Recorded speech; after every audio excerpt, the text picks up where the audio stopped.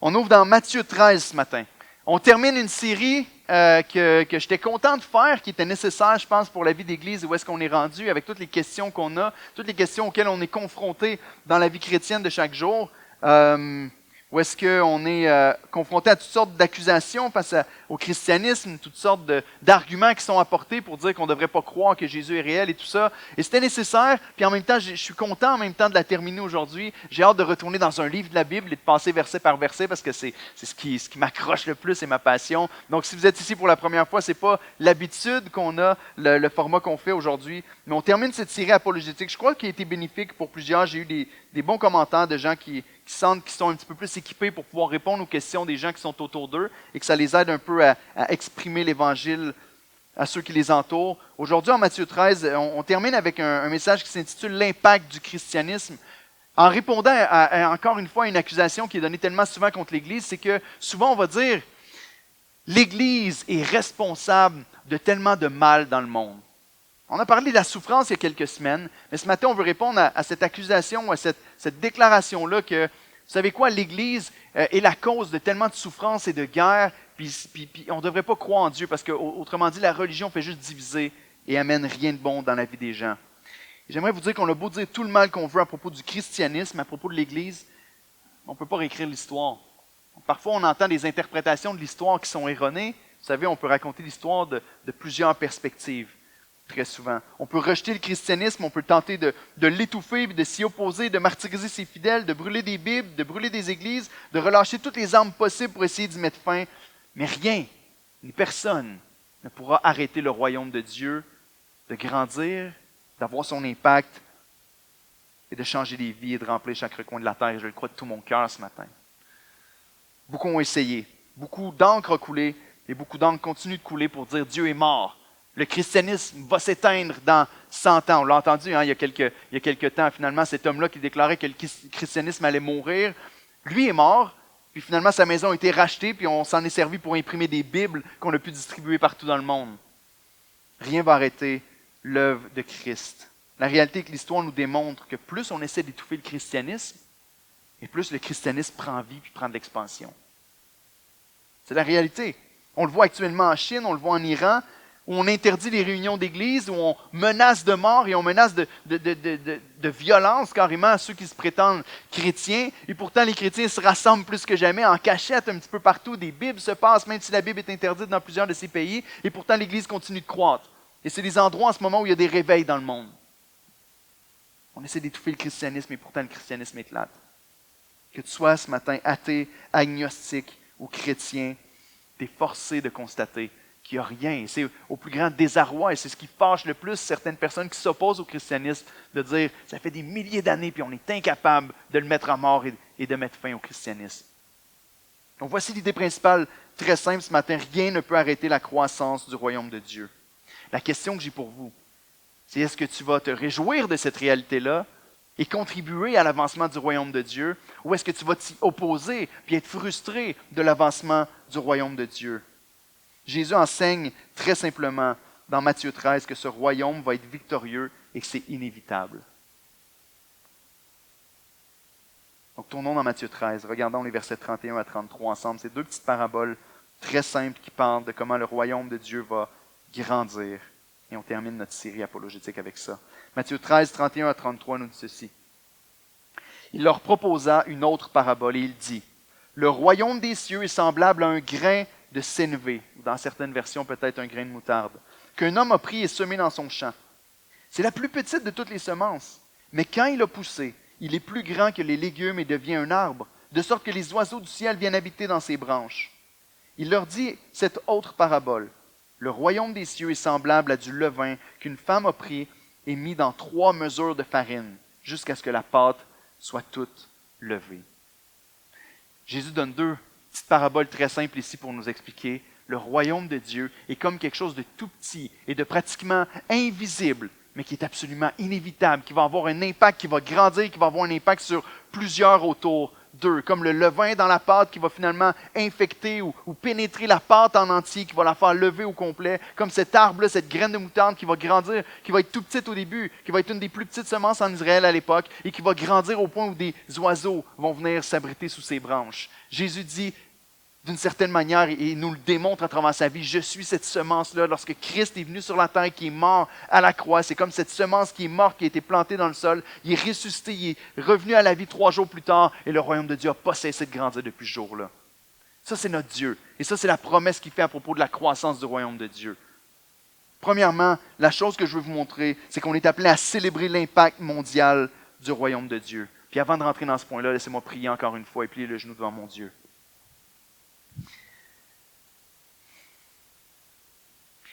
Seigneur, encore une fois, je m'approche de ta parole avec ton peuple et je réalise que c'est des vérités qui sont trop grandes pour notre petite pensée.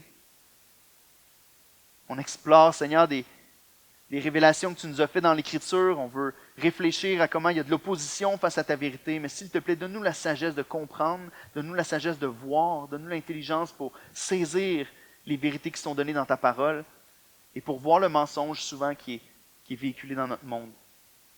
Je te prie d'éclairer plusieurs de nos yeux et de nos consciences ce matin. Seigneur, en toutes ces choses, je te prie, s'il te plaît, fais que Jésus paraisse comme glorieux, grand, puissant, beau et fort. Et qu'on reparte d'ici en disant, j'ai un grand Dieu. Fais-le, s'il te plaît, parce que toi seul es capable de le faire. Dans notre faiblesse, on est incapable de produire cet émerveillement-là. Donc viens à notre aide, Seigneur, on te le demande encore une fois, en Jésus-Christ. Amen. Premièrement, célèbre l'impact mondial du royaume de Dieu. Jésus enseigne de quelle manière on verrait le royaume de Dieu et de quelle manière il croîtrait. C'est quelque chose qui paraît insignifiant. Quelque chose qui paraît comme étant tout petit. Une petite semence, la plus petite des semences selon l'enseignement de Jésus ici. Ça paraît comme de rien. Sauf qu'une fois que ça pousse et que ça grandit, c'est une exagération de dire que ça devient un arbre parce que le plant de moutarde va grossir comme un gros buisson, mais assez grand pour que les oiseaux puissent venir se réfugier sous lui. Et alors que ça paraissait être tout petit. La même chose avec le levain, c'est tu mets un petit peu de levain dans ta pâte si tu as déjà fait du pain ou quelque chose comme ça, ou des muffins. Tu sais que si tu te trompes en mettant du levain, tu peux avoir quelque chose d'assez énorme qui va grossir dans ton four, parce que j'ai déjà fait l'erreur souvent. Mais ici, il nous dit que le levain qui est mis dans... Et ici, regardez l'image qu'il nous donne. Il nous parle de 3 mesures de farine. 3 mesures de farine, là, c'est une exagération que Jésus prend parce que c'est environ 50 livres de farine. Qui a déjà fait une recette avec 50 livres de farine chez eux? Pas grand monde, hein? Il nous dit, tu mets un petit peu de levain dans 50 livres de farine, finalement le levain va venir atteindre toute la pâte, puis va faire monter la pâte au complet. Jésus dit, c'est petit le royaume de Dieu, puis ça peut paraître insignifiant. Et depuis le début des temps, la manière que le monde regarde au royaume de Dieu puis au christianisme, très souvent on le regarde en se disant, c'est insignifiant, puis c'est pas grand-chose, puis c'est rien, puis on veut s'y attaquer puis penser que ça va finir par mourir. La réalité, c'est qu'il n'y a rien qui l'arrête depuis le début puis qui continue de grandir. Il y a plus de chrétiens sur la terre à l'heure actuelle qu'il n'y en a jamais eu dans l'histoire de l'humanité. Pourtant, on pensait que le christianisme allait mourir. Mais Christ continue de faire son œuvre d'une manière extraordinaire. Ça me rappelle cette promesse-là. Il y a une équipe de Oakville qui était venue prier en 2018, qui était venue prier avec nous, faire une marche de prière autour de Brossard. Il y a une autre équipe qui aimerait venir ici, soit à fin août ou en septembre. Donc, réfléchissez à ça, mais quand ils vont venir, on va vous l'annoncer. Qui aimerait venir prier avec nous aussi. On a fait une marche de prière, puis un des frères là-bas qui nous partageait, Zacharie 4.10, qui disait « Car ceux qui méprisaient les jours des faibles commencements se réjouiront. » Il nous dit « Inquiétez-vous pas, vous êtes juste 5 en ce moment, mais le Seigneur est grand, il est fidèle, puis ceux qui méprisaient les petits commencements vont finalement se réjouir. Mais il n'y a rien qui va se passer avec ça. Mais voyons, qu'est-ce qui va arriver avec cette petite église? Mais le royaume de Dieu est comme ça. Ça paraît insignifiant, ça paraît tout petit, puis on peut même le mépriser parfois. Le royaume de Dieu va accomplir son œuvre parce que celui qui le promet est fidèle. Darrell Buck, un commentateur biblique, a dit ceci par rapport à la parabole que Jésus donne. Il dit, la parabole du levain est similaire. Ici, le point est la pénétration de la présence du royaume. Jésus choisit une immense quantité de farine pour l'illustration. 3 mesures, presque 50 livres. Une pincée de levain pénétrera éventuellement la miche entière. Cela est encore une fois inévitable. Ce qui commence comme un mouvement insignifiant couvrira à la fin la terre entière. Jésus donne cette parabole pour interpeller la confiance. Pour nous interpeller à mettre notre confiance en lui et dire, notre Seigneur est fidèle. Et lorsque notre Seigneur promet, notre Seigneur va accomplir sa promesse. C'est un peu comme un je ne sais pas si vous avez déjà vu ça ou si vous avez déjà participé à cette activité-là, mais des fois, on va gonfler un espèce de gros tube qui ressemble à un gros tube sur l'eau qu'on va mettre, puis après ça, il y a quelqu'un qui va se tenir en haut, il y a quelqu'un qui va s'asseoir au bout du tube, puis il y a quelqu'un qui va sauter de je ne sais pas combien de pieds dans les airs, qui va tomber sur le tube. Vous avez déjà vu ça? Puis là, l'impact de la personne dans l'air de ce tube-là qui est gonflé en l'air, il va tomber sur le bout, puis ce que ça fait, c'est que l'autre va revoler dans les airs dans l'eau. C'est le fun, ça a l'air super le fun à faire. Mais c'est la même chose avec le royaume de Dieu. Parfois, il y a des gens qui viennent, qui essaient de mettre de la pression sur le royaume, puis d'appuyer. Puis la seule chose que ça fait, c'est que ça fait sauter le royaume de Dieu, si on veut, puis continuer de grandir. J'ai visité un ministère qui s'appelle Galcom, en Ontario, un certain. Est-ce qu'il y en a qui connaissent Galcom? Le ministère Galcom? Non, vous ne connaissez pas ça? J'ai rencontré le fondateur de ce ministère-là, un homme très âgé aujourd'hui, et il m'a montré les premiers prototypes. J'aurais dû vous amener une image, mais les premiers prototypes de ce qu'il faisait. Ce qu'il voulait, c'est de mettre la parole de Dieu entre les mains de tout le monde. Donc, il a fondé des stations de radio, puis il allait planter des antennes dans certains pays où il n'y avait pas d'accès à la radio, puis il formait des radios solaires, et on en a quelques-unes à la maison, si vous êtes intéressé, je peux vous la prêter. Mais des radios solaires qui pouvaient juste lâcher. Il y a des endroits restreints où ils ne pouvaient pas aller, il fallait les lâcher par avion. Ça tombait sur le sol, puis il y a des gens qui venaient avec des petits mini-parachutes, puis les gens ils venaient ramasser ça, puis ils pouvaient avoir la parole de Dieu en audio dans leurs mains, dans leur langue. En plus de ça, ils m'ont montré le premier prototype, c'était un carton qui s'ouvrait en deux comme ça, avec une espèce de vinyle à l'intérieur qu'il fallait tourner avec un stylo. Là, tu pouvais le faire parler très vite ou lentement, mais la Bible au complet était là. Tu pouvais tourner comme ça, et à cause de l'angle du carton, tu pouvais entendre. C'est incroyable son ministère. Mais il y a un moment donné où ils sont arrivés dans un pays où, je ne me rappelle pas du pays malheureusement, mais où ils venaient pour dropper les petites radios. Puis c'est un pays où ils ne voulaient pas qu'ils atterrissent. Les gens ils interdisaient d'avoir la Bible et les gens ne pouvaient pas l'écouter. Puis quand ils ont lâché les petites radios, les militaires de cet endroit-là ont ramassé toutes les radios puis ont commencé à les jeter puis à les brûler. Mais ce qui arrive, et c'est une vraie histoire ce que je vous dis, le monsieur le compte puis encore les larmes aux yeux aujourd'hui, il dit il y avait des lapins à l'époque, ils faisaient des trous de lapins un petit peu partout dans le sol. Puis il y en avait un petit peu partout là-bas dans le terrain. Puis il y a une radio qui est tombée directement dans un des trous de lapin. Puis il ne sait pas pourquoi, on sait qu'il croit que c'est la providence divine, mais il y a une radio qui a été allumée en tombant dans le trou, puis qui s'est mis à jouer. Mais à cause des trous qui étaient comme éparpillés un petit peu partout, ça a fait une espèce de speaker naturel, si on veut. Puis la parole de Dieu est entendue, puis les militaires cherchaient partout, ils disaient « C'est quoi qui se passe? De où ça vient? » Puis ils n'ont pas trouvé la radio, puis les gens ont entendu la parole de Dieu pendant vraiment longtemps. On essaie d'étouffer le christianisme, mais Dieu va toujours trouver un moyen pour que sa parole atteigne les endroits qui sont inatteignables. Aujourd'hui, il y a plus de chrétiens que jamais, comme je l'ai dit, des réveils spirituels en Iran, en Chine, dans certains pays d'Afrique. Puis les nations se réfugient en Christ comme les oiseaux à l'ombre du plant de moutarde. Le christianisme pénètre toute nation comme le levain pénètre toute la pâte et c'est impossible de l'arrêter. Lorsqu'on regarde à une étude qui a été faite par une compagnie qui s'appelle Pew Research, ils disent que d'ici 2060, le christianisme va encore continuer de grandir et d'être la religion avec le plus de membres sur la surface de la Terre, alors que l'athéisme et l'agnosticisme, si on regarde aux statistiques d'aujourd'hui, va être en baisse de minimum 3%. En ce moment, le Sud global a un pourcentage d'environ 40% des chrétiens mondiaux qui sont là-bas. 40% des chrétiens sur toute la surface de la Terre sont principalement en Afrique, en Chine et dans les endroits à accès restreint. Donc, je vais vous donner quelques statistiques. Okay? Notre famille du GCC, parce qu'on est fiers de faire partie d'une famille d'églises qui ont à cœur de rejoindre toutes les nations avec la parole de Dieu. Juste pour vous donner un exemple de comment la parole de Dieu, comme le levain dans la pâte, va atteindre toutes les nations. Actuellement, le Great Commission Collective, on a des églises dans plusieurs parties du monde, 155 églises. Ça peut paraître pas beaucoup, mais écoutez ceci, on a 57 églises aux États-Unis. On a 25 églises au Canada. On a 2 églises en Écosse, au Royaume-Uni.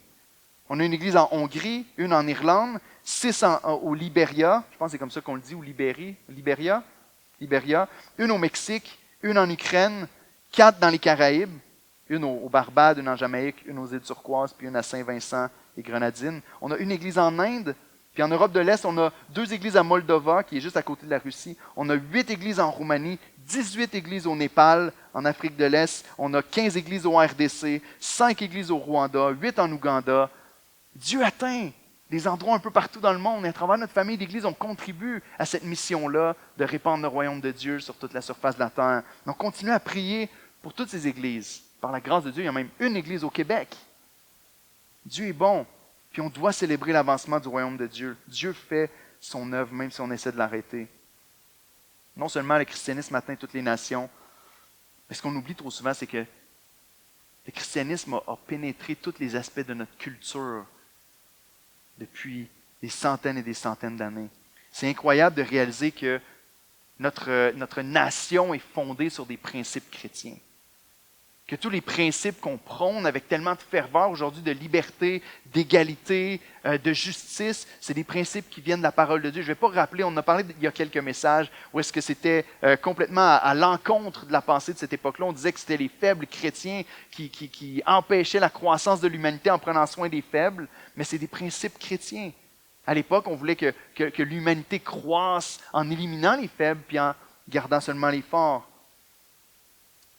Alors qu'on voit que le christianisme a un impact mondial, que le christianisme atteint aussi toutes les sphères de notre société. Un homme qui s'appelle Jordan Peterson, peut-être que vous l'écoutez parfois sur YouTube, sur Internet, c'est un homme qui est intelligent, qui fait des réflexions qui sont intéressantes. Ce n'est pas un chrétien, Jordan Peterson n'est pas chrétien, il réfléchit sur le christianisme.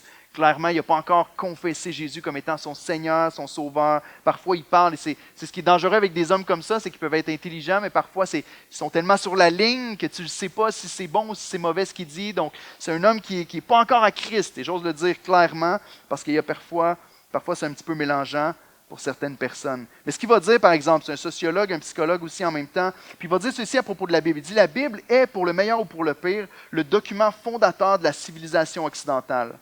Son étude attentionnée et respectueuse peut nous révéler des choses à propos de ce qu'on croit et comment on agit en tant que société, en particulier, et devrait agir qui ne peut être découvert de pratiquement aucune autre manière. Puis pendant qu'il était en entrevue avec un catholique qui s'appelle Jonathan Pajot, il y a une entrevue sur YouTube où est-ce qu'il partage un peu où est-ce qu'il est rendu dans sa réflexion à propos de Jésus. Il n'est pas encore un disciple de Christ. Il voit le bien et le mal d'une manière un peu philosophique, comme si le paradis était atteignable sur terre, que l'enfer était atteignable sur terre. C'est la méchanceté à son ultime. Il n'est pas rendu encore. Mais voici ce qu'il dit lorsqu'il réfléchit au christianisme. Et je crois que sa réflexion est intéressante et que c'est une bonne réflexion à avoir, dépendamment de où tu te trouves en ce moment. Il nous dit ceci, et là je vois vos yeux à l'écran, ça veut dire que c'est affiché déjà. J'ai le choix de croire deux choses impossibles. Je peux soit croire que le monde est constitué de manière à ce que Dieu se soit fait chair et a été crucifié et est ressuscité 3 jours plus tard, ou je peux croire que les êtres humains ont inventé cette histoire incroyablement absurde qui a atteint chaque atome de notre culture. Et il n'est pas du tout évident pour moi que la deuxième hypothèse est plus facile à croire que la première. Parce que plus tu enquêtes les manifestations de l'histoire de Christ, cela devient plus incroyablement compliqué et de grande portée. Ce qu'il dit dans ses réflexions et dans ses conversations, c'est « Écoute, si cet homme-là n'est pas vraiment Dieu fait chair, c'est incroyable de penser qu'un homme d'Orient du 1er siècle a eu cet impact incroyable et a été le fondement de toute notre société. Pas notre société, hein? Notre société. La loi même était fondée sur la parole de Dieu jusqu'à il n'y a pas si longtemps. L'impact sur notre vie culturelle, sur notre façon de penser, c'est incroyable. Christ est à la source de tout ça. Et pas juste parce que c'est un bon, grand révolutionnaire qui a réussi à influencer plein de monde, mais parce qu'il est Dieu fait chair. Il est le sauveur de l'humanité. Parce qu'il est vraiment celui qui dit être. Je prie que ce soit la réalité que vous croyez dans vos cœurs aujourd'hui. L'impact de Jésus et de ses disciples a atteint la fibre même de l'humanité, nous a donné le fondement de ce qu'on appelle aujourd'hui justice, liberté, compassion, progrès et égalité. Donc, on ne peut pas échapper à l'impact de Jésus sur l'univers. On ne peut pas. Et ça doit te dire quelque chose à propos de lui. Je veux dire, si tu regardes juste à cette personne-là, il n'y a personne qui a eu un impact comme celui-là dans le monde. Personne. Tu peux le comparer à qui tu veux. Il n'y a personne qui se compare à Jésus-Christ. Et ça doit nous dire quelque chose à propos de lui. On doit se dire, mais qui est cet homme qui a eu un impact sur des millénaires? Je crois que c'est celui qui a dit en Matthieu 16, 18, « Je bâtirai mon Église et les portes du séjour des morts ne prévaudront point contre elle. » Autrement dit, on a beau s'opposer au christianisme, on a beau s'opposer à Jésus. Mais la réalité, c'est que l'Église va continuer d'aller de l'avant. Et les portes qui servent à protéger une ville normalement, les portes du séjour des morts, ne vont pas arriver à nous empêcher que l'Évangile et le royaume de Dieu pénètrent dans tous les endroits du monde où on essaie de l'empêcher. Certains vont dire, « Ouais, c'est incroyable, mais c'est justement ça le problème. » Qui réussissent à avoir de l'influence encore jusqu'à aujourd'hui. C'est incroyable que Jésus soit cet homme-là tellement qui a tellement une grande influence, mais c'est le problème parce que le christianisme est responsable de tellement de mal dans le monde. Un homme qui s'appelle Glenn Scrivener, qui a écrit un livre absolument fantastique que j'ai lu cette année. Il nous parle de cet exemple-là de l'émission Family Guy. Donc, j'ai jamais vraiment écouté cette émission-là. Je ne sais pas si vous connaissez Family Guy.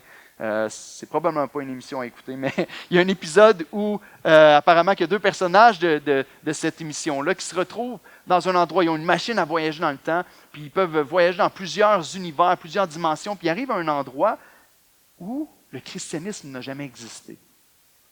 Puis là, ils arrivent là, puis c'est incroyablement avancé, la technologie est avancée, les humains ont progressé comme jamais on peut même l'imaginer dans notre histoire aujourd'hui. Puis là, il y a un personnage qui demande la question, comment ça que les gens sont autant avancés ici? Puis sa réponse c'est, parce que le christianisme n'a jamais existé. Donc on n'a jamais eu le Dark Age. Vous connaissez ce Dark Age, le Moyen Âge? Du 5e siècle au 15e siècle, on dit que ça a été le moment où il y avait le plus de chrétiens sur la terre, que c'est eux qui influençaient le plus la société, et ça a été un moment où on a perdu tellement de temps, où le monde serait tellement plus évolué si les chrétiens n'avaient pas eu tellement d'influence. Donc, mon deuxième point ce matin, c'est connaître l'histoire du christianisme. Deutéronome 4.32 est un verset que j'aime me rappeler une fois de temps en temps. Il dit « Interroge les temps anciens qui t'ont précédé, depuis le jour où Dieu a créé l'homme sur la terre et d'une extrémité du ciel à l'autre. » Réfléchis à l'histoire de l'humanité. Très souvent, on va parler avec des non-croyants, ils vont nous donner des arguments, puis on va avoir la bouche grande ouverte, les yeux ouverts, puis on va se dire « j'ai aucune idée. J'ai aucune idée. » Parce qu'on ne connaît pas notre histoire. On ne connaît pas ce qui s'est passé avant nous, et donc on n'a pas de réponse pour ceux qui accusent le christianisme de tellement de mal. Est-ce que c'est vrai? Est-ce que c'est vrai que le Moyen Âge, est-ce que c'est vrai que cette période de temps-là où le christianisme était en expansion d'une manière extraordinaire, a ralenti l'évolution et le progrès du monde dans lequel on est? De où ça vient? Cette pensée-là, de toute façon, premièrement, vient du 17e siècle, de l'âge des Lumières. On a commencé à penser qu'on avait tout compris, puis qu'avant, il n'y avait jamais rien compris. Puis on a apporté une espèce de lecture de l'histoire qu'on a gardée jusque-là. Parce que c'est bien agréable de dire les chrétiens sont un problème. Donc souvent, on va parler des exemples comme, et vous l'avez sûrement déjà entendu. Même à main levée, vous pouvez le dire ce matin. Vous avez parlé de Jésus à quelqu'un, ils vous ont dit, non, les religions sont tellement coupables de plein de mal dans le monde. Vous avez entendu parler des croisades, comment les chrétiens ont fait du mal à travers les croisades, l'Inquisition espagnole, le racisme dans l'esclavage, et encore une fois, le Dark Age où on a plongé le monde dans le noir. Premièrement, on doit chercher à comprendre l'histoire. Pas juste accepter les faits que les gens nous mettent dans le visage. Puis ensuite de ça, s'appuyer sur la parole de Dieu. Donc, une des choses que je veux qu'on comprenne ensemble, c'est qu'on doit reconnaître nos failles. Les chrétiens ou les gens qui se proclament chrétiens ont fait un paquet de choses qui étaient mal dans l'histoire de l'humanité. Puis on ne veut pas dire que ce n'est pas vrai, on ne veut pas dire que ce n'est pas arrivé, on veut l'assumer. On veut l'accepter, puis on veut dire c'est vrai, il y a eu des choses qui ont été faites qui étaient mal. Par contre, très souvent, il y a énormément d'exagération sur ce qui a été fait, ce qui est accusé, ce qui est mis sur les épaules des chrétiens. Et deuxièmement, on doit comprendre que le seul argument qu'on a pour accuser les chrétiens, c'est des arguments chrétiens. Très souvent, on va regarder à ce que les chrétiens ont fait. Le seul moyen qu'on va pouvoir les faire sentir mal ou les accuser d'avoir fait quelque chose de mal, c'est qu'on prend leur propre code moral et qu'on dit ça ne fit pas avec ce que vous disiez croire. Donc, on vous accuse d'un mal, mais en prenant votre modèle de morale et de ce qui est juste et de ce qui est mal. Encore une fois, lorsqu'on parle de l'âge des Lumières et de l'âge du Dark Age, c'est ce qu'on compare très souvent, 17 et 18e siècle, c'était l'âge des Lumières, du 5e au 15e, le Dark Age. Et encore une fois, Scriven nous éclaire beaucoup là-dessus. Il nous dit « Il est manifestement déraisonnable d'appeler le Moyen Âge dénué alors qu'il contient les gloires des cathédrales. » Autrement dit, on a fait des avancées extraordinaires au niveau architectural pendant le Moyen Âge. Des fondements des universités. Vous savez, c'est les chrétiens qui sont à la base, qui ont fondé les universités pendant le Moyen Âge où on dit que c'est rien passé. Le fondement des universités qui était fait pour pouvoir étudier la gloire de Dieu et pour pouvoir comprendre davantage comment le monde est fait. L'établissement des parlements, la poésie de Dante et de Geoffrey Chaucer, que je ne connais pas d'ailleurs, la liste continue. Alors que la pleine structure n'était pas en place, le fondement intellectuel de base pour la démocratie libérale était posé. Autrement dit, la séparation de l'Église et de l'État. Et ça, on recule jusqu'au 4e siècle, parce que Augustin d'Hippone est celui qui a écrit une œuvre phénoménale qui s'appelle La Cité de Dieu, qui est celui qui a apporté cette compréhension-là qu'il y avait une distinction entre la cité des hommes et la cité de Dieu. Que l'Église et l'État avaient des sphères de responsabilité différentes et qui ne devaient pas se mélanger dans leur leadership. Et c'est venu pendant l'âge des Lumières. Les droits humains, les théories concernant les justes guerres, les dirigeants justes, les lois justes et une juste société, tout cela fut établi par des penseurs chrétiens pour des raisons chrétiennes. Et pourtant, les sages de l'âge des Lumières n'y voyaient qu'un désert. C'est incroyable ce qui s'est passé pendant l'âge des Lumières. Encore jusqu'à aujourd'hui, il y a une avancée puis un fondement pour ce que ceux qui sont arrivés dans l'âge des Lumières, ce qui les a permis de pouvoir faire leurs études et avancer dans leur façon de réfléchir. Le fondement a été posé par des chrétiens. Et si on regarde par la suite, même des siècles après, les chrétiens sont ceux qui sont à l'origine des hôpitaux. Les chrétiens sont ceux qui sont à l'origine des orphelinats, qui sont à l'origine des centres communautaires, de l'aide aux pauvres, des banques alimentaires, de la Croix-Rouge. C'est les chrétiens qui ont fait toutes ces choses-là, frères et sœurs. On met beaucoup de choses sur le dos des chrétiens, mais parfois on oublie que le fondement même de ce qu'on voit comme étant bien dans notre société vient des croyants. Donc on voit lors du Moyen Âge, comme à toute époque de l'histoire, des hommes qui avaient une soif de pouvoir, des hommes qui avaient une soif de dominer puis de conquérir. Puis ce qui est très malheureux, c'est qu'ils ont utilisé le christianisme ou le symbole de la croix pour justifier les actes atroces qu'ils ont commis. Et ça, frère et sœur, c'est quelque chose qui va se passer à travers toutes les générations. Que tu prennes la vision du monde chrétienne ou que tu prennes la vision du monde libéral, de toute façon, tu vas trouver un moyen d'utiliser ta vision du monde pour justifier les choses mauvaises que tu vas faire. Parce qu'on a soif de pouvoir et de domination depuis le début des temps. Donc, malheureusement, pendant le Dark Age, c'est vrai qu'il y a eu plusieurs personnes qui se prétendaient chrétiens, s'ils l'étaient, Dieu seul sait, faire au nom de Christ des choses qui étaient atroces. Par exemple, un homme qui s'appelle Charlemagne. Est-ce que vous connaissez Charlemagne? Quand j'étais petit, on apprenait la chanson « Qui a inventé l'école? » C'est ça, sacré Charlemagne. Vous connaissez ça? Mais Charlemagne, c'est pas son nom, c'est Charles le Magne, Charles, celui qui était extraordinaire, parce qu'il était très humble. Mais le problème, c'est que Charles le Magne est venu, puis il a commis des crimes atroces, puis il a tué plus de 4500 Saxons vers 782. À l'époque où lui est arrivé, le christianisme était en pleine expansion et se convertir au christianisme était juste, même si on y pense au point de vue politique, c'était une bonne décision parce que tu allais gagner beaucoup de monde qui était déjà rendu chrétien à ce moment-là. Mais même à l'époque de Charlemagne, qui a fait éliminer plus de 4500 Saxons en 782, puis qui a imposé une règle qui disait soit le baptême ou soit la mort. Soit tu te fais baptiser comme étant chrétien ou soit tu meurs. C'est incroyable comme façon de penser. Non, c'est imposer le christianisme avec violence. Puis des fois, on va se dire, on arrive à l'âge des Lumières, puis enfin, à l'âge des Lumières, on reconnaît que ces choses-là étaient mal. Mais c'est ce qui n'est pas vrai dans l'histoire lorsque tu réfléchis à ça. Ce qui est triste, c'est qu'on dit que les chrétiens ont juste fait le mal. Mais à l'époque de Charlemagne, il y avait des chrétiens qui se levaient pour le confronter. Il y avait des chrétiens qui disaient, ce que tu fais ne représente pas le cœur de notre Seigneur, de celui qu'on sert comme étant notre roi et sauveur. Un homme qui s'appelle Alcuin de York a écrit ceci. Il a dit il a écrit ceci à Charlemagne alors qu'il faisait ses crimes. Il lui a dit, une personne peut être attirée à la foi chrétienne, mais non forcée vers celle-ci. Nous devons suivre l'exemple des apôtres, qu'ils soient des prédicateurs et non des pillards, car la foi vient de la volonté et non de la contrainte. Même à son époque, il y avait des gens qui le confrontaient et qui disaient, c'est pas correct, tu peux pas faire ça, mettre une épée à la gorge des gens pour leur dire, accepte Jésus ou meurs. Ça ne fonctionne pas. Ça ne fonctionne pas avec l'enseignement de Christ. Alors c'est faux de dire, Charlemagne représente les chrétiens. Lorsque tu regardes dans l'histoire, tu te rends compte que Charlemagne était l'exception et pas la règle de ce que les chrétiens représentaient. L'Église même, un peu plus tard, au 12e siècle, a affirmé leur position officielle en accord avec Alcuin de York lorsqu'ils ont mis une loi pour interdire toute rudesse dans l'évangélisation.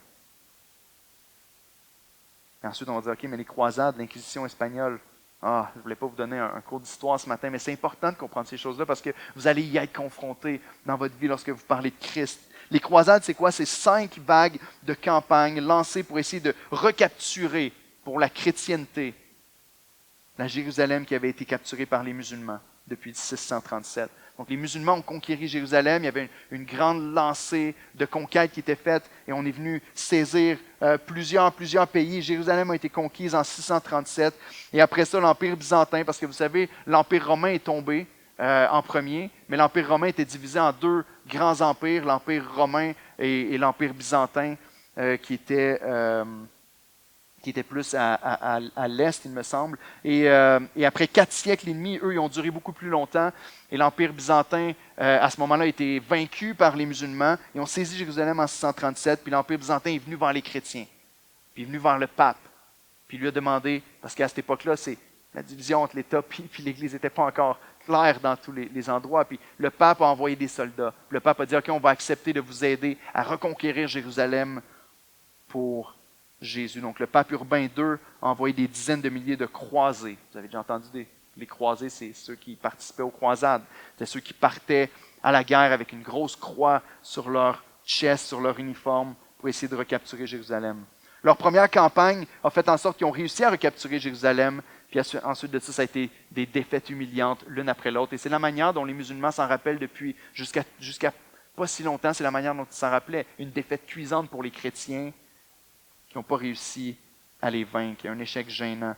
Mais plusieurs siècles. Avant ça, Augustin, comme on l'a dit, enseignait la séparation de l'Église et de l'État. Et alors que le pape prenait ces décisions-là d'envoyer des gens faire la guerre, on croit que ce n'était pas son rôle de le faire. Mais même là, même au milieu des croisades, ça ne représente pas le cœur de tous les chrétiens qui étaient là à l'époque. Il y a des chrétiens qui se levaient pour opposer la guerre qui était faite. En particulier, un homme qui s'appelle François d'Assise. Est-ce que vous avez déjà entendu ce nom-là? Certains d'entre vous l'avez entendu. Hein? François d'Assise a essayé, il est allé prêcher aux troupes, il est allé prêcher aux autorités de l'époque pour les enseigner, les appeler à revenir à la voie du Seigneur, puis à ne pas commettre toutes les atrocités qu'ils ont pu faire pendant la guerre. Mais on ne l'a pas écouté, puis on l'a rejeté. Pourquoi? Parce que la réalité, c'est que ces guerres-là étaient beaucoup plus politiques que religieuses. C'était beaucoup plus de saisir du territoire pour notre royaume. La croix qui était le symbole qui était sur leurs vêtements, Jésus l'avait donné comme un symbole de sacrifice de soi pour le bien de l'autre. Jésus avait enseigné qu'on devait mourir pour ses ennemis, qu'on devait bénir ceux qui nous persécutent, puis lui-même a offert sa vie pour sauver ses ennemis, puis c'est écrit à la croix, pardonne-leur car ils ne savent pas ce qu'ils font. Alors que Christ avait donné ce symbole de croix, il leur a dit, vous allez porter votre croix comme un symbole d'être prêt à souffrir pour le bien de l'autre. Les croisés, eux, portaient la croix sur leur chest en faisant tout à fait le contraire, comme un symbole que ça justifie mon droit de persécuter l'autre personne. C'est un déshonneur au christianisme et c'est très triste. Mais le choc qu'on a quand on regarde à ça, c'est un choc qui est encore une fois chrétien. Parce qu'ils sont en guerre. Ils sont en guerre les uns avec les autres. C'est un mode de guerre ici. Et avec raison, Scriven va nous dire que si ça avait été n'importe qui d'autre qui avait fait cette guerre-là, on l'aurait vu comme étant quelque chose de normal. Mais parce qu'il y avait une croix sur leur uniforme, puis parce qu'ils faisaient ça apparemment au nom de Christ, là, ça a été un choc.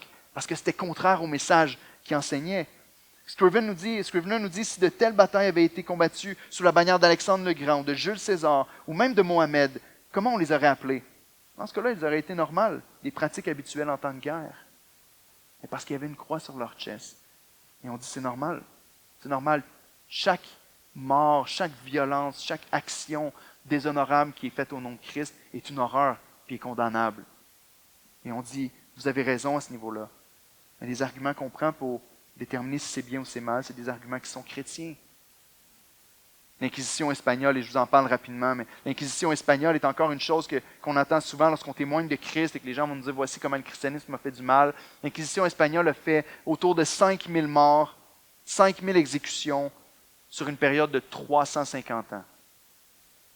Et attention, je ne dis pas ça pour dénigrer et faire comme si ce n'était pas grave. Comme je l'ai dit, c'est grave. Chaque mort qu'on donne au nom de Christ est mal. Mais ici, il faut comprendre que souvent, on amplifie tellement les nombres en disant que ça a été des millions de personnes qui ont été tuées pendant cette période de temps, alors que c'était 5000 personnes sur 350 ans. Vous savez quoi? C'est le même nombre des exécutions d'État qui ont eu lieu aux États-Unis dans les 45 dernières années. J'ai juste pensé à ça pendant une seconde. En 45 ans aux États-Unis, on a tué autant de monde que pendant l'Inquisition espagnole.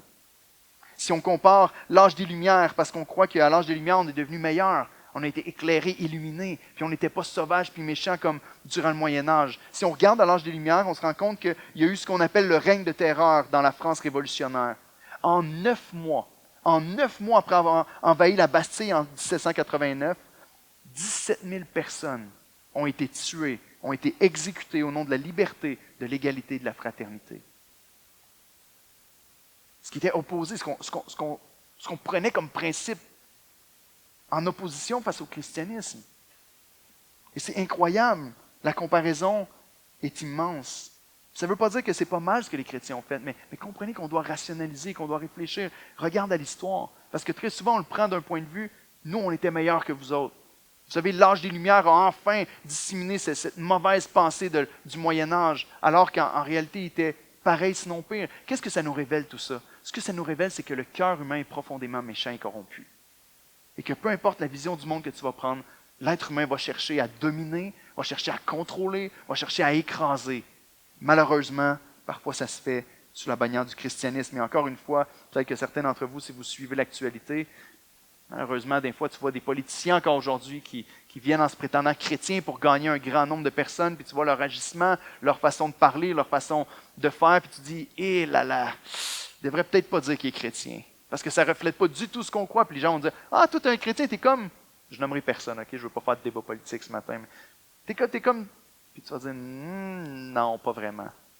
Ah, mais tu crois comme lui, peut-être sur ça, oui, je crois comme lui, mais tu comprends? Donc, certaines personnes vont se prétendre chrétiens, mais l'histoire nous prouve que la seule différence, c'est que on est tous des gens avec un cœur tordu. Et si ce n'est pas la bannière religieuse qu'on élève pour justifier nos crimes, ça va être la bannière de l'amour, de la liberté ou autre.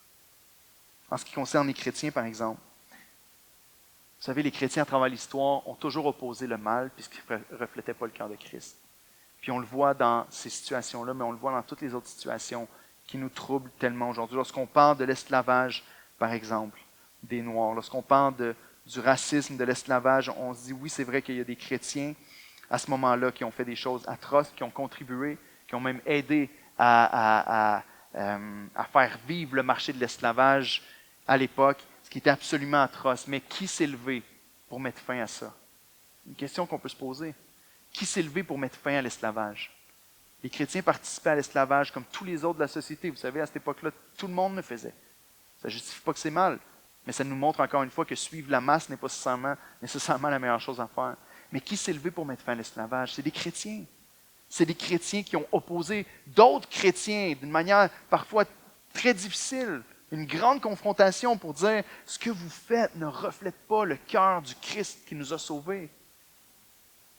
C'est répertorié, c'est très facile à trouver lorsqu'on regarde à l'histoire de l'émancipation, l'esclavage transatlantique. Lorsqu'on regarde à ce qui s'est passé, c'est très évident et très facile à voir que la raison pourquoi l'esclavage a pu trouver sa fin, c'est parce qu'il y a des chrétiens qui se sont levés. Regardez l'historien Brian Davis, qui est historien justement de l'esclavage transatlantique, a dit « La religion était la préoccupation centrale de tous les dirigeants abolitionnistes britanniques, sans laquelle oups, j'ai une erreur ici. La chute de l'esclavage, oui c'est ça, la chute, merci, de l'esclavage New World n'aurait jamais eu lieu. Et cela équivaut à une réussite morale qui n'a peut-être aucun équivalent. » Et Douglas, qui est aussi un commentateur de l'histoire de cette époque, il dit « Il ne peut pas plus y avoir une loi pour l'esclavage de l'homme fait à l'image de Dieu qu'une loi pour l'esclavage de Dieu lui-même. » Autrement dit, l'esclavage ne fonctionne pas avec l'enseignement des Écritures et c'est la chose, et c'est la pensée, la mentalité qui a fait en sorte que l'esclavage a pris fin. Des hommes comme William Wilberforce, des hommes comme John Newton qui ont combattu vivement et qui ont fait tous les efforts possibles politiquement parlant et même socialement parlant pour pouvoir mettre fin à l'esclavage. C'est des chrétiens qui l'ont fait, des chrétiens qui ont opposé d'autres chrétiens en disant « Écoutez, vous êtes dans le champ parce que la parole de Dieu nous dit autre chose. » Pourquoi je vous dis ça, frères et sœurs? Parce que très souvent, on regarde à ces choses-là et on dit « Ça se peut-tu qu'il y ait des mauvais chrétiens sur la terre? » Oui, il y en a plein. Normalement, les chrétiens sont les premiers à reconnaître qu'on n'est pas parfait. La réalité, c'est qu'il y en a qui vont à l'encontre de la parole de Dieu. Par la grâce de Dieu, il y a d'autres chrétiens qui se lèvent en disant « Frère, c'est pas ce que la Bible enseigne. Reviens dans la vérité. » Est-ce que vous savez comment le racisme, même le mouvement des droits civils aux États-Unis a pu prendre fin? C'est encore une fois des chrétiens qui se sont levés. Vous connaissez tous Martin Luther King. Comment il a combattu contre le racisme et comment il a été un pilier dans la guerre contre le racisme. Mais la réalité, c'est que Luther King n'appelait pas les frères blancs à arrêter de croire en Jésus. Il ne se levait pas en disant « Le christianisme fait tellement de mal, puis c'est à cause de Jésus, puis c'est à cause de la Bible et du christianisme qu'il y a du racisme dans notre pays. » Non, il appelait les frères et sœurs à revenir à la vérité et à la pureté de l'Évangile en disant « Votre attitude ne reflète pas le cœur de notre Dieu. Tous les hommes ont été créés à l'image de Dieu et sont dignes de respect, de vie et d'égalité. » C'est la parole de Dieu qui a fait ça. David Chappell a dit « Il n'y a aucun moyen de comprendre ce qui s'est passé à moins de voir le mouvement des droits civils comme un réveil religieux. » qui a pris place et qui a mis fin au racisme. Je sais qu'on va dire il n'est pas fini encore, mais à cette époque-là, ce qui a propulsé ce mouvement-là a été de désirer revenir à l'enseignement de la parole de Dieu. Donc, oui, les chrétiens sont mauvais et ne sont pas mieux que les autres. Normalement, on devrait être les premiers à pouvoir discuter avec les gens et leur dire, tu sais quoi, tu as raison, on est loin, puis je pêche aussi, malheureusement.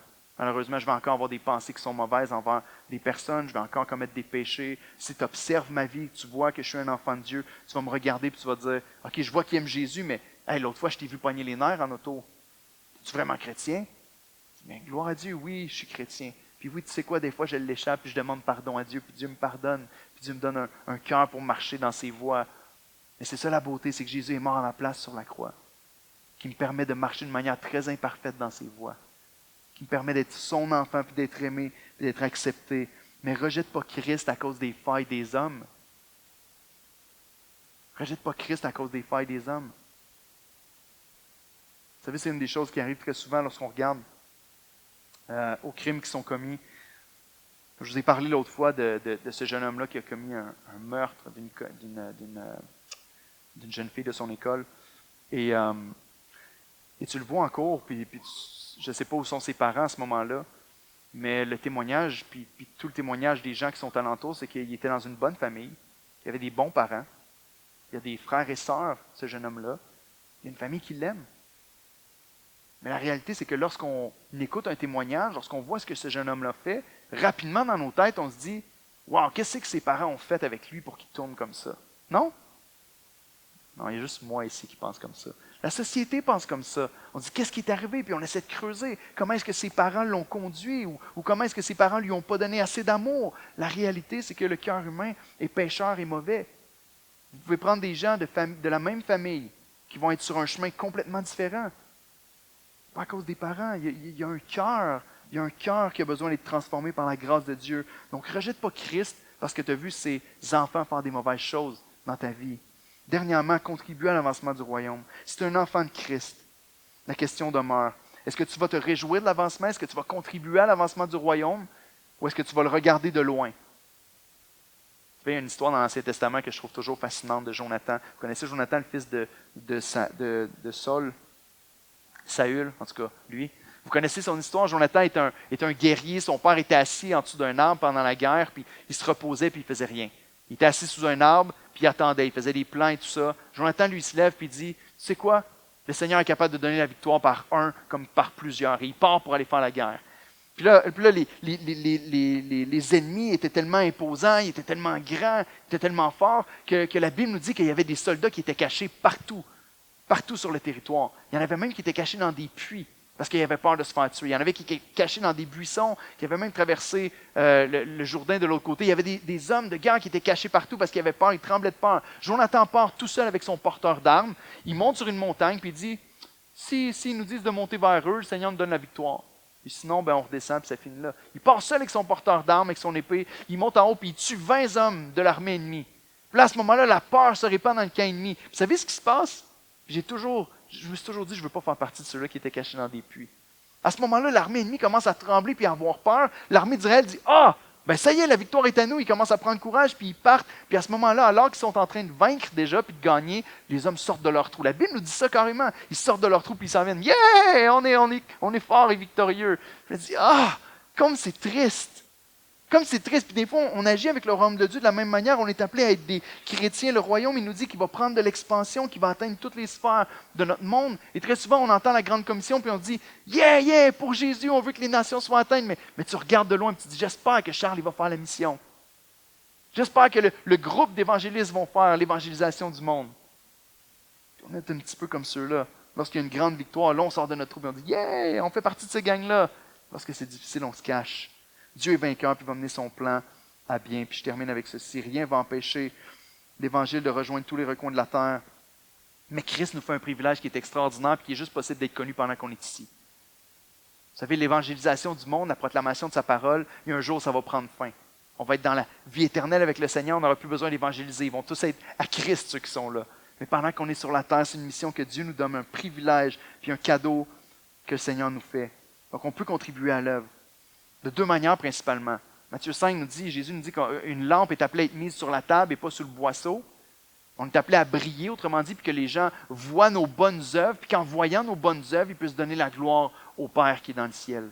On est appelé à vivre d'une manière qui est digne de l'Évangile. On est appelé aussi à proclamer, selon Matthieu 28, l'Évangile que Jésus nous a donné. On est appelé à aller de faire de toutes les nations des disciples, en les baptisant au nom du Père, du Fils et du Saint-Esprit, puis en leur enseignant à observer tout ce que Jésus a prescrit. Et c'est la mission que Dieu a donnée à son Église. Et donc, si Christ a eu un impact dans ta vie, normalement, lorsque Christ pénètre dans ton cœur, ça fait comme le levain dans la pâte, puis ça vient envahir toutes les sphères de ta vie. Puis lorsque Christ agit comme ça sur ton cœur et dans ta vie, normalement, toi, tu as un impact et une influence sur les gens qui sont autour de toi dans ta vie aussi. Donc, comment est-ce que tu vas contribuer à cette mission-là? La Bible nous dit qu'en 2 Corinthiens 5, qu'on est des ambassadeurs de Dieu, qu'on est appelé à apporter le message de la réconciliation à tous ceux qui sont autour de nous. De quelle manière est-ce que tu réconcilies des gens à Christ dans ta vie présentement? Encore une fois, ce n'est pas du légalisme. Je ne veux pas que vous repartiez en disant « Bon, c'est ça, on est obligé de parler de Jésus. » Puis tout. C'est juste de dire ça, ça sonne bizarre. Hein?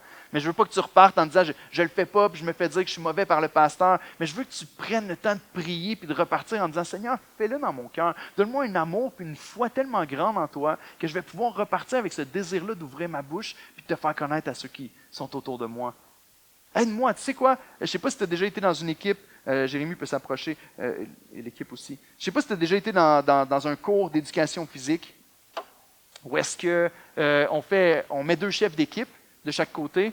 On a un chef de chaque côté, puis là, il faut que tu choisisses qui va être dans ton équipe. Je ne sais pas si tu as déjà été la dernière personne choisie. Pas Charles, hein? Charles est un athlète, il n'est pas le dernier choisi. Mais des fois, tu es le premier choisi, des fois, tu es le dernier, des fois, personne ne veut te choisir. Je ne sais pas si ça vous est déjà arrivé. Moi, j'ai été nouveau dans les écoles souvent. Ça m'est arrivé. Tu es le dernier à être choisi, puis personne ne veut t'avoir dans son équipe. Mais tu sais quoi, avec Christ, ça n'arrive pas. Avec Christ, il n'y a pas de bench warmer. Ou quelqu'un que tu vas choisir, tu vas dire, OK, viens dans notre équipe, mais finalement, il va rester sur le banc pendant toute la partie. Dans le royaume de Dieu, ça n'existe pas. Avec Dieu, il n'y en a aucun qui est sauvé en Jésus-Christ, qui est appelé à réchauffer un banc, puis à ne pas témoigner de sa grâce. Donc, prenons le temps tout de suite, alors qu'on va chanter un chant, de prier à notre place. Alors qu'on termine cette série-là d'apologétique, on a entendu tellement d'informations, on a été équipés pour être capable de témoigner, pour répondre à des questions difficiles avec lesquelles on va être confrontés. Je vous invite à prier tout de suite à votre place, dire, Seigneur, montre-moi. Montre-moi si vraiment je suis un de ceux qui contribuent à ton royaume ou si j'ai l'impact contraire.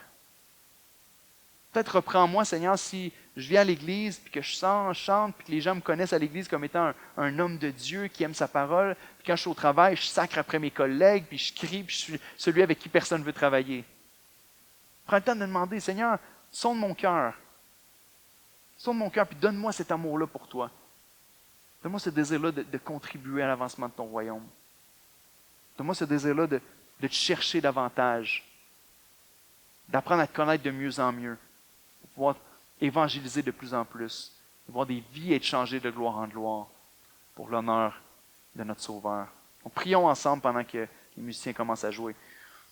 Père, merci pour la grâce que tu nous fais de te connaître. Merci pour ta grâce de nous sauver. Merci pour ta grâce, Seigneur, de nous révéler ta volonté dans l'Écriture. Mon Dieu, je te remercie pour cette promesse. On peut s'appuyer sur cette vérité-là parce que c'est toi qui l'as dit, que ton royaume ne va pas échouer. Même s'il paraît insignifiant, même si autour de nous, en ce moment, même au Québec, les gens sont de plus en plus incroyants, on veut rejeter la religion, on veut repousser le christianisme, bien, partout ailleurs dans le monde, ça explose. Partout dans le monde, il y a des conversions, il y a des gens qui viennent à toi, puis même clandestinement, même des gens qui risquent leur vie. Donc, je te prie, Éternel, qu'on puisse pas juste se réjouir de loin, mais pouvoir dire, Seigneur, fais-le dans ma vie aussi. Fais de moi un témoin fidèle. Fais-moi un serviteur fidèle, Seigneur. Fais-moi un miroir de ta bonté, de ta grâce, de ton amour, de ta fidélité.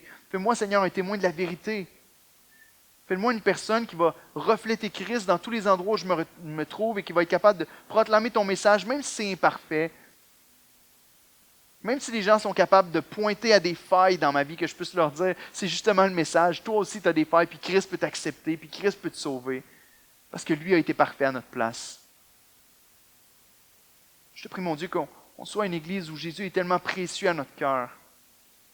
Le plus grand trésor de notre vie, que ça fait en sorte qu'on ne peut pas se taire à propos de lui. Sauve des vies à travers nous, mon Dieu. Merci. Merci pour chaque membre de cette Église. Merci pour chaque personne qui sont ici. Que ton nom brille dans leur vie, je t'en prie, dans le nom de Jésus. Amen.